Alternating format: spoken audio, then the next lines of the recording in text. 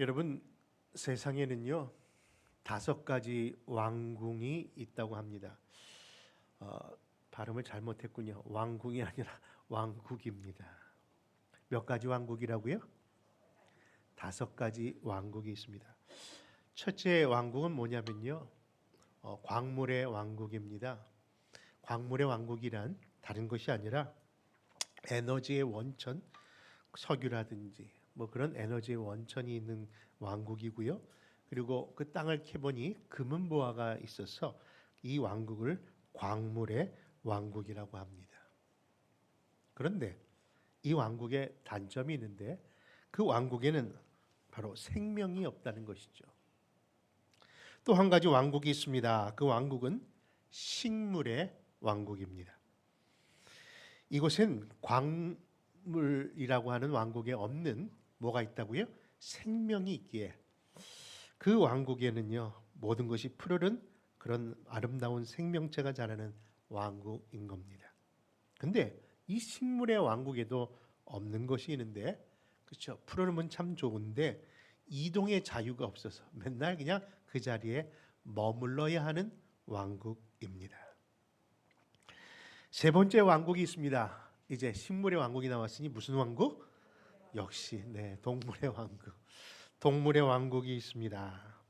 이 왕국에는요 생명력도 있고 그리고 이동할 수 있는 그런 자유도 능력도 있어서 말 그대로 동물의 왕국입니다.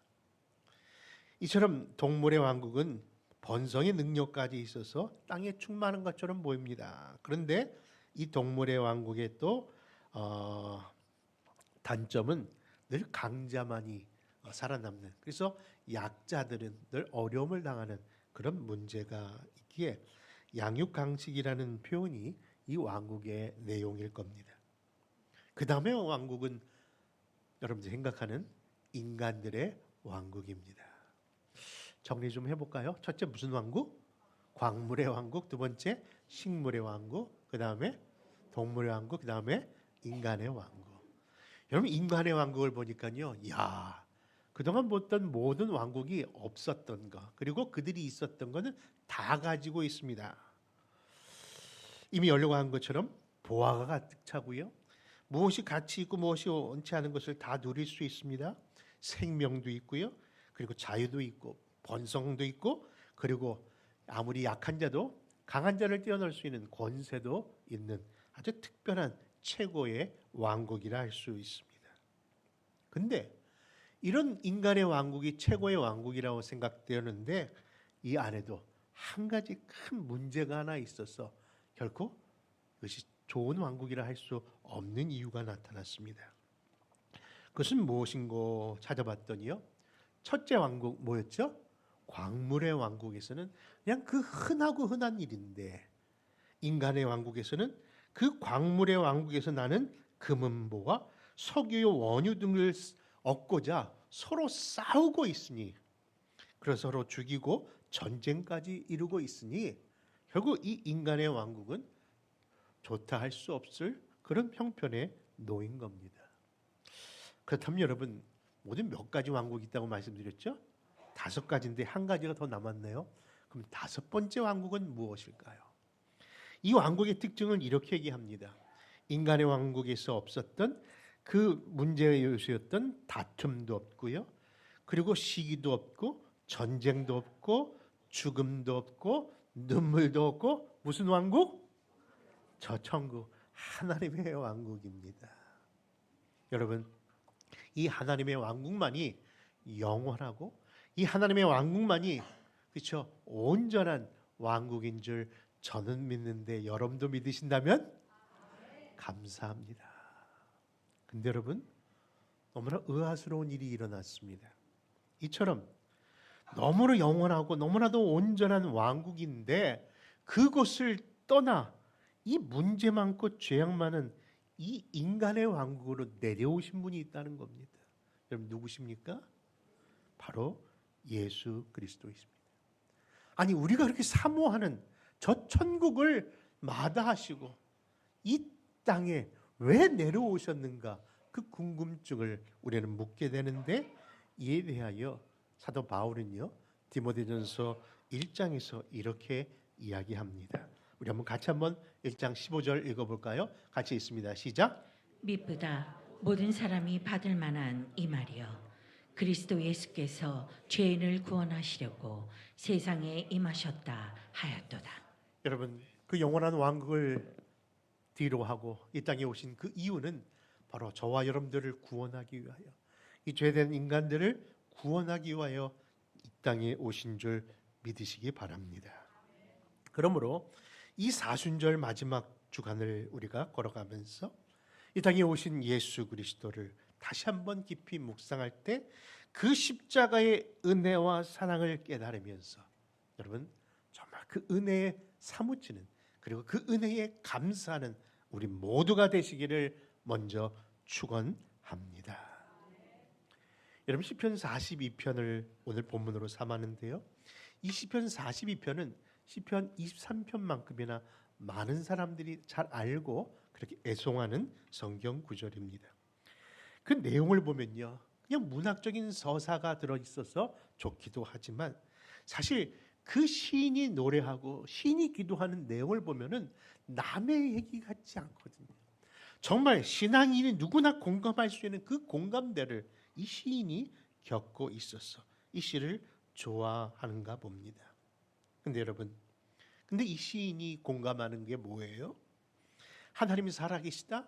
하나님 내 기도에 응답하신다? 하나님 나를 도우셨다가 아니라 하나님 분명히 내가 믿고 하나님 살아계신 거는 내가 아는데 왜 하나님은 내 이 자리에서 아무 말도 아무 일도 안 하십니까? 라는 하나님의 부재가 느껴지는 순간을 종종 겪게 되기 때문에 그 공감대가 이 시편을 좋아하는 이유라 할 수 있는 겁니다. 여러분, 분명히 우리가 하나님을 믿고 우리가 믿는 그 하나님이 살아계신 것은 확실히 아는데 불구하고 왜 우리는 하나님이 마치 우리를 안 도와주시는 것처럼 겪게 되는 그런 순간을 겪어야 하는 것일까요? 그래서 이 일을 신학자들의 표현을 좀 빌려서 제가 사용해 본다면요, 그런 때를 영혼의 어두운 밤이라고 부른답니다. 영어로 표현한다면요, Dark Night of the Soul, 우리의 영혼의 어두운 밤 말입니다. 여러분, 이 말을 다른 말로도 표현해 본다면요, 영적 침체의 시간이라고도 말합니다. 여러분 어떻습니까? 내가 분명 하나님을 믿고 우리가 하나님의 자녀임에도 불구하고 왜 우리에게 다크 나잇, 그 어둠의 시간을 겪게 하시는 것일까요? 여러분, 영적 침체의 시간은요, 안 믿는 사람이 받아야 되는 것 아닐까요? 아니 왜 우리 믿는 사람에게 그런 시간이 있는 겁니까? 근데 그런 시간을 의외로 많은 믿음이 좋다는 사람들에게도 자주 나타난다는 것이죠. 그 대표적인 예를 들라 하면요, 구약의 엘리야일 겁니다. 여러분, 엘리야가 누굽니까? 구약의 대표적인 선지자로서 그냥 선지자로서가 아니라 가장 능력의 파워풀한 선지자임에도 불구하고 그가 어떤 일을 당합니까? 여러분, 그 당시 이방 선지자들이 이 북이스라엘을 감싸면서 영적인 그 문제를 잘못된 길로 나아갈 때에 유일하게 하나님의 입장에 있어서 하나님의 말씀을 들고 그 바알 선지자와 아세라 선지자 850명 앞에서 당당하게 하나님만이 진정한 하나님이시라고 선포하면서 그의 영역인가요? 하나님의 응답인가요? 물과 비를 불과 함께 쏟아냄을 경험했던 자가 이 엘리야 선지자인 겁니다. 그런데 그렇게 파워풀한 엘리야였음에도 불구하고 이사벨이라는 그 악한 여왕의 말 한마디에 스스로 낙심에 빠져서 로뎀나무 아래 숨어 마치 그냥 하나님 나를 좀 데려가시면 좋겠습니다라고 죽기를 간청하는 영적 무력감을 보여주는 것을 보면 그 모습이 어떻게 이럴 수 있는가? 아니 그렇게 용기 있는 선지자가 왜 이런 무력함을 보여주는가라는 질문 속에 바로 그 모습이 영적 침체의 시간이었다라고 이야기하는 겁니다. 여러분, 이 엘리야의 영적 침체의 원인을 단순히 믿음이 없어서 그렇다라고 단정하지 마십시오. 그가 믿음이 없어서가 아니라 이 영적 시간이 주어진 것은 특별한 이유가 있다는 것을 여러분은 아셔야 합니다. 다시 말해서 믿음의 사람일지라도, 다시 말해서 하나님을 잘 믿는 사람 가운데서도 영적 침체는 올 수 있다는 겁니다. 여러분, 사실 하나님이 사랑하는 자에게 때로는 이 영적 어두운 밤을 허용하고 계세요. 그 이유가 무엇인지, 그리고 그 내용이 무엇인지는 각각 다르겠으나 실제로 시편 77편의 시인도 그러한 일에 하나님이 나를 그런 곳으로 몰아넣었다라는 표현을 합니다. 그는 국가적인 위기에 놓여 있습니다. 그리고 개인의 질병 가운데, 암울함 가운데 우울감에 쌓여 잠을 이루지 못하는 밤을 지내면서 그 순간이 나를 누가 이 일을 허락하고 계셨는가를 표현합니다. 우리 한번 시편 73편 3절과 4절 말씀 한번 같이 한번 읽어보시겠습니까? 시작. 내가 하나님을 생각하고 불안하여 근심하니 내 심령이 상하도다. 주께서 나로 눈을 붙이지 못하게 하시니 내가 괴로워 말할 수 없나이다. 여러분, 잠 못 이루는 그 밤의 원인이 하나님이었음을 이렇게 얘기하는 겁니다. 근데 여러분, 그거 아시죠?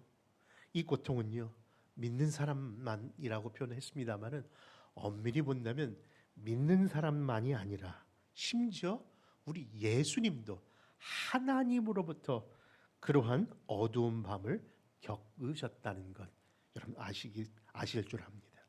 여러분, 예수님이 잡히시던 전날 밤 겟세마네 동산에서 얼마나 마음이 괴로우셨는지 그 제자들을 깨우면서 나와 좀 한시라도 함께 기도할 수 없겠느냐라고 그들을 깨우셨던 이유는 그 마음이 심히 고민하여 어떻게 되었다?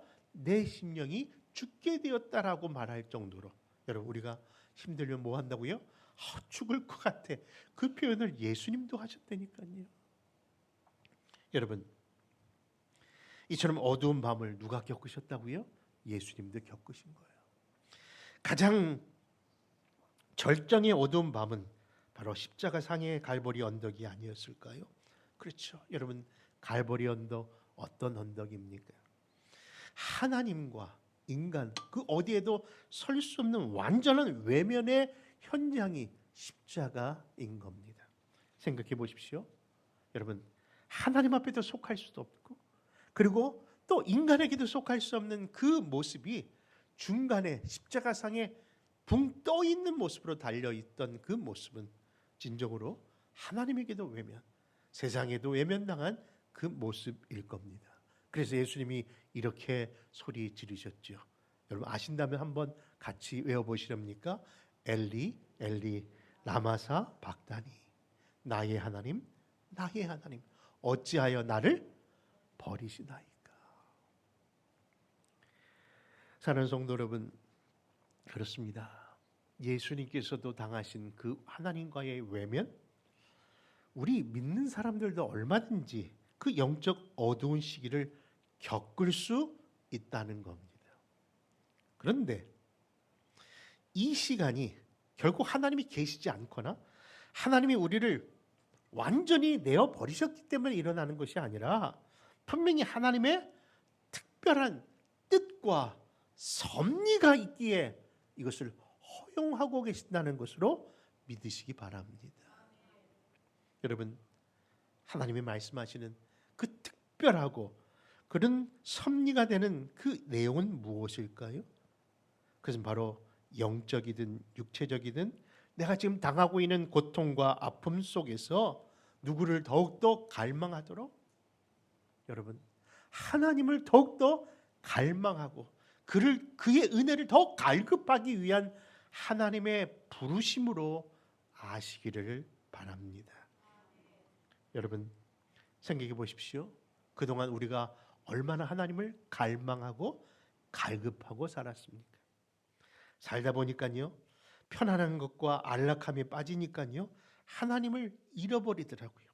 매너리즘에 빠져 주님의 존전에 나와 하나님의 일을 하고는 하는데 이 고난과 역경이 아니면요 우리가 제대로 하나님을 안 쳐다봐도 될 정도로 하나님과 관계없는 삶을 살 때가 있음을 보게 됩니다.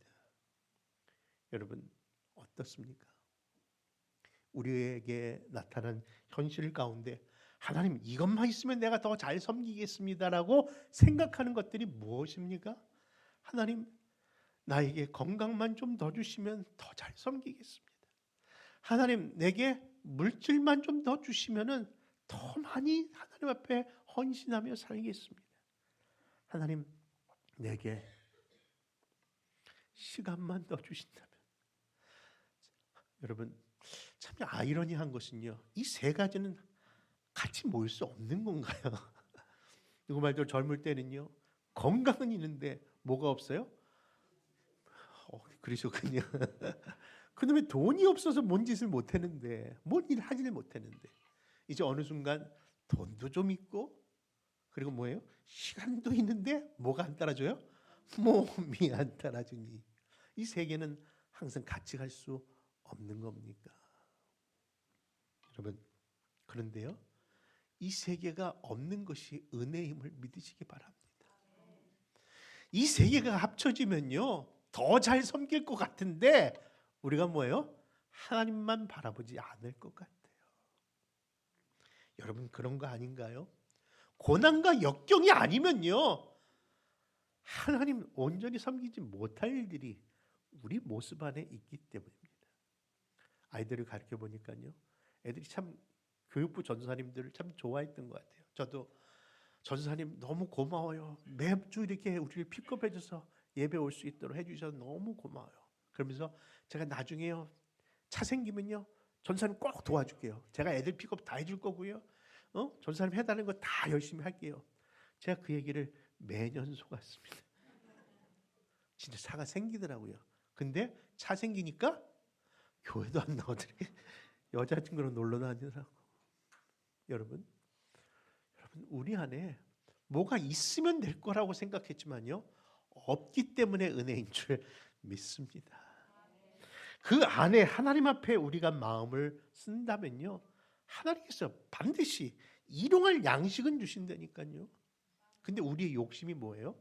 그냥 일용할 양식이 아니라 이러면 랍스터나 아니면 티본 스테이크 같은 걸 좀 먹었으면 좋다는 욕심이 들어가니까 문제지 가장 기본적인 것은 책임져 주시는데 여러분 욕심이 가한즉 그렇죠? 죄를 낳는다고 하는데 그리고 사망에 이른다고 하는데 여러분 하나님이 나에게 주어진 이 고난과 역경의 시간을 도리어 하나님을 더 바라보는 시간으로 삼는다면 여러분 도리어 그것이 나에게는 축복인 줄 믿는 겁니다. 그래서 하나님의 심판 가운데 가장 무서운 심판이 뭐냐 할 때 물질 걷어가고 또 건강 걷어가고 그리고 이제 죽음 앞에 둔 것이 가장 무서운 심판이 아니라 그냥 로마서 1장에 보니까 3번이나 반복되는 단어가 나오는데 그냥 내어버려 두심이라는 것을 알았어요. 여러분 아무런 말씀을 안 하시고 아무런 하나님의 그 손길도 느껴지지 아니하는 그렇죠? 그 모습이 이제 편해졌네가 아니라 이게 무서운 심판이라는 것을 아셔야 합니다. 사랑하는 성도 여러분, 여전히 하나님이 나에게 말씀하신다면 내가 저지른 일에 대하여 내가 이것이 죄였구나를 깨닫는다면 그래서 내가 얼른 하나님에 돌아가야 된다는 것을 깨닫는다면 그것이 은혜인 겁니다. 왜냐하면 하나님께서 사랑하는 자에게 하나님께서 그 자녀들에게 반드시 징계라도 주셨어 깨우침을 만드시는 것이 그것이기에 여러분 잠언의 말씀이 우리에게 바늘처럼 콕콕 찌르는 것은 분명히 하나님 우리에게 말씀하시는 증거인 줄 믿는 겁니다. 그 말씀이 히브리서 12장 아닙니까? 우리 한번 5절과 6절 말씀 한번 같이 6절까지 읽습니다. 시작. 또 아들들에게 권하는 것이 너희에게 권면하신 말씀도 잊었도다. 일렀으되 내 아들아 주의 징계하심을 경히 여기지 말며 그에게 꾸지람을 받을 때에 낙심하지 말라. 주께서 그 사랑하시는 자를 징계하시고 그가 받아들이시는 아들마다 채찍질하심이라 하였으니 그런 의미에서 우리 사랑하는 성도 여러분, 때로는 하나님의 꾸지람 감사하십시다. 때로는 우리에게 이루어지는 그 아픈 그 채찍질 있더라도 하나님 우리를 사랑하신다는 것으로 받아들이시기 바랍니다. 그래서 이 시편의 42편의 시인도요, 그 험악한 인생길에서 정말 괴로움이 얼마나 심했는지 그냥 눈물이 자기 입으로 들어오는 음식 같은 그런 경험을 하지만 그것에서 하나님께 감사하는 모습이 나옵니다. 우리 한번 3절 말씀도 한번 읽어볼까요? 3절입니다. 시작. 사람들이 종일 내게 하는 말이 내 하나님이 어디 있느뇨 하오니 내 눈물이 쥐하로 내 음식이 되었도다. 여러분, 이 시편의 저자가 도대체 누구인지 그리고 어떤 환경에서 이 시를 쓰고 있는지는 정확히 모릅니다. 그런데 40편 그 상단에 보니까 부제라고 하는 이 시에 대한 내용을 잠시 이야기하고 있는 몇 줄이 있는데요. 그 기록의 설명에 보니까 그를 고라자손 마스기리오 영장으로 한 노래라고 하는 것을 보니까 이렇게 유추할 수 있습니다. 이 사람은 고라자손의 백성이고 이 사람은 지금 노래하는 찬양대원이라는 것을 알 수 있는 것이죠. 여러분, 고라자손이 누구입니까? 그는 출애굽 당시에 레위 지파에 속한 자였지만 아론의 제사장들을 시기하면서 모세를 대적했다가 그렇게 결국은 땅이 갈라져 죽임을 당한 그런 자들입니다. 아론의 자손들만 왜 멋지게 제사 일을 하고 왜 우리는 힘들게 무거운 걸 짐을 지으면서 고생해야 합니까? 라면서 불공평함을 따졌던 자들이 그 자손들입니다. 그런데 그가 나중에 하나님 앞에 살아남은 자손들 가운데 깨달음이 있었는지 그들의 평생의 소원이 있다면 이제 성전 문지기라도 좋으니 오직 여호와의 전을 사모하고 주를 섬기겠다는 그 표현을 한 자가 이 고라 자손이고요. 결국 그 원망이 이제는 변하여 도리어 찬양하는 자로서 섬기게 된 모습을 보여주고 있습니다. 그래서 그들은 이제 고난과 역경이 올 때에 하나님 나에게 왜 이런 일이 일어납니까? 라고 원망하는 것이 아니라 뭐라고요? 더욱더 하나님을 갈망하더라는 거예요. 사슴이 무엇처럼 시냇물을 찾는 것처럼. 여러분, 그 말씀이 1절과 2절입니다. 같이 읽겠습니다. 시작. 하나님이여 사슴이 시냇물을 찾기에 갈급함 같이 내 영혼이 주를 찾기에 갈급하나이다. 내 영혼이 하나님 곧 살아계시는 하나님을 갈망하나니 내가 어느 때에 나아가서 하나님의 얼굴을 배울까. 여러분, 우리는 처음에 왜 나에게 이런 고난이 있습니까? 왜 나에게는 어려움이 있습니까? 왜 나에게 아픈 질병과 놀라운 일들을 겪어야 합니까? 그런데 그 가운데 하나님이 그 고난을 허용하심, 다시 말해서 영적 어두운 마음을 허용하심에 분명히 특별한 섭리와 뜻이 있다고 말씀드렸는데 결국 하나님의 온전한 사람 만들기 위한 하나님의 부르심의 내용이었던 것이죠. 그러므로 사랑하는 성도 여러분, 여러분들은 어떠십니까? 여러분들 지금 하나님을 얼마나 갈망하고 얼마나 하나님의 은혜를 갈급해 하십니까? 사실 우리가 겪는 어려움과 고통은요, 그 자체의 문제가 아니라 엄밀히 보면은 그 영혼에 대한 갈증과 갈망이 없기 때문에 나타나는 증세는 아닌가요? 여러분, 우리가 조금만 더 벌면, 조금만 더 건강하면 뭐가 될 것 같지만 그 조금이라는 게 어디까지를 얘기하는지 어느 누구도 한계를 정할 수 없다는 것. 여러분, 우리가 산타모니카 근처에 가면요, 게티 뮤지엄이 있는데 그 게티 뮤지엄을 만들 만큼 큰 부자가 게티 아닙니까? 근데 그가 마지막까지 표현했던 그 표현이 우리에게 경종을 울립니다. 당신은 돈을 억만장자처럼 벌리는데 언제까지 벌려고 합니까? 그때 그가 뭐라고 했다고요? 조금만 더. 여러분, 인생은 채워지지 아니하는 그 공허함이 있습니다. 근데 그것은 무엇으로 채운다고요? 오직 영혼의 갈증을 해소할 수 있는 예수 그리스도의 생수의 강물, 예수 그리스도의 생명만이 채워지는 줄 믿는 겁니다. 사랑하는 성도 여러분, 그러므로 영적인 침체는요, 안 믿는 사람에게 아니라 믿는 사람에게 주어지는데 이 어두운 밤을 통해서 다시 하나님께서 우리를 부르시기 위함인 줄 아셔야 한다는 겁니다. 사랑하는 성도 여러분, 이제 사순절이 시작이 얼마 됐다고 생각했는데 벌써 40일이 각 넘어가고 있습니다. 그리고 고난주간이 시작됩니다. 특별히 이제 부활절까지 있어야 되는데 우리의 마음이 어떠한 신앙 태도를 하고 있는지 여러분에게 질문하고 싶습니다. 여러분, 정말 이 고난주간의 그 은혜가 여러분 안에 있습니까? 그런 의미에서 여러분에게 묻고 싶습니다. 진짜 여러분들 예수 믿으십니까? 여러분 정말 그 구원의 은혜 속에 살고 계십니까? 여러분 정말 우리가 붙들어야 할 것이 다른 것이 아니라 하나님의 은혜라는 것을 잊지 마십시다. 여러분 열왕기상에 보면요, 그 1장에 드디어 다윗도 나이 들어 죽게 될 날이 얼마 안 남은 시간이 옵니다. 그런데 그가 죽음으로 끝날 문제가 아니라 이제 왕계를 계승해야 되잖아요. 왕위를 계승해야 돼요. 근데 그에게 너무 많은 왕자들이 있는 거예요. 도대체 누구를 왕위를 계승해야 될까? 근데 다윗이 생각하는 왕위의 보자는 생각하는 아들이 하나 있었습니다. 누굴까요? 그렇죠. 밧세바라는 여인의 아들 솔로몬입니다. 그런데 수위상으로 보면요, 솔로몬이 왕위에 오를 형편이 아닙니다. 왜냐하면 서열상 1위의 왕자가 있었는데 그것은 아도니아입니다. 이미 아도니아는요, 모든 경제적, 모든 정치적, 모든 군사들을 다 확보한 그런 위치에 있었던 자입니다. 그래서 병과 군사도 이미 모았고 그를 따르는 방백들도 있었던 그런 후보자였답니다. 그래서 그는요, 이미 열왕기상 1장에 보니까 선포해 버렸어요. 내가 이제 다윗을 잇는 왕이 될 것이다라고 만일에게 선포까지 합니다. 그런데 그걸 누가 지지하는지 아십니까? 바로 다윗 왕의 신복이었다고 생각했던, 그렇죠, 전군을 통솔하는 요압 장군이 그를 밀어주고 있어요. 여러분 요압 장군이 누군지 아시잖아요.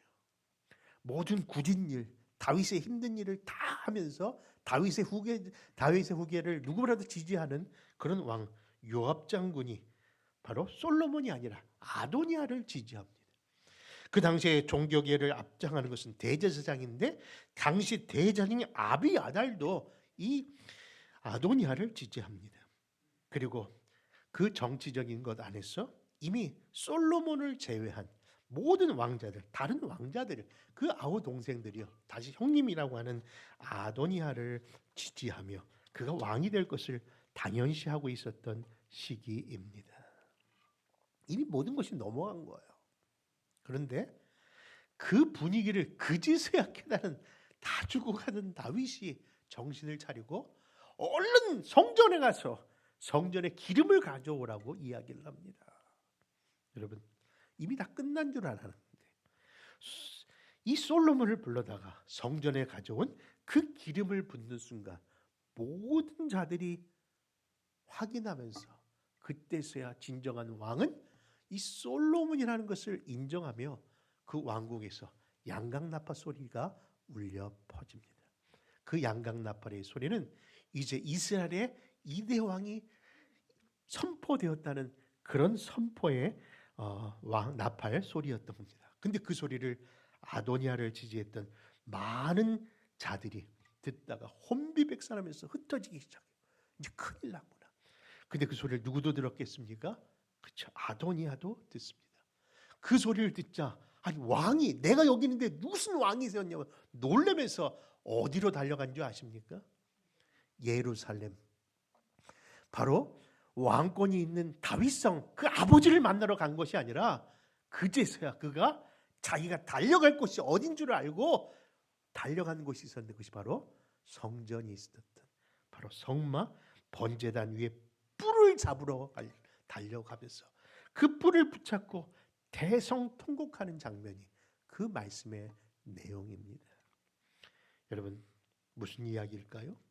그는 여지까지 왕이 오르는 것이 최고인 줄 알고 이스라엘이 왕이 되고자 모든 수고함이 군사와 병거를 얻게 되었고 모든 그 수고함을 통해서 수많은 사람들의 지지를 얻었고 이제는 세력도 얻었는데 진정으로 자기가 잡아야 할 것이 그것이 아니라 이스라엘 왕은 오직 하나님의 기름 부음으로만 된다는 것을 경홀히 여겼던 그의 영적 침체의 그 이유를 그때서야 깨닫고 후회하면서 대성통곡하였다는 겁니다.